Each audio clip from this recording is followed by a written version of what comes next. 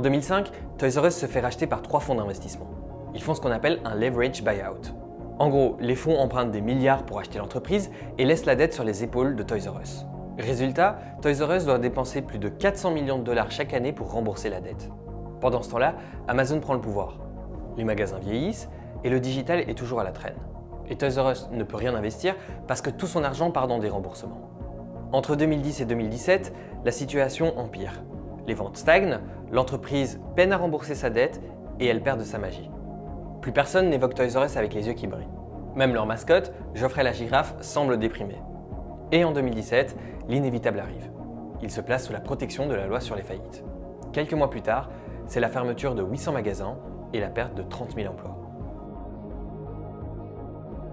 En 2019, 2 petits magasins réouvrent aux États-Unis sous un nouveau format, plus moderne et plus interactif. Mais ça ne prend pas. Et finalement, la pandémie les achève. Finalement, c'est Macy's qui reprend la marque. On y retrouve aujourd'hui des corners Toys R Us dans chacun de leurs magasins. Désormais, ce n'est plus une enseigne à part entière. C'est une marque intégrée à une autre. Et dans tout ça, qu'en est-il de Charles Lazarus? Figurez-vous qu'il décède en 2018, une semaine seulement après la faillite de l'entreprise qu'il avait bâtie. Toys R Us n'est pas mort parce que les enfants voulaient plus de jouets.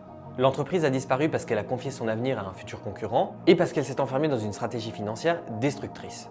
Elle a pris une série de décisions absurdes qu'on peut comprendre quand on les remet dans son contexte. Rappelle-toi, on tire plus de leçons d'un échec que d'une réussite.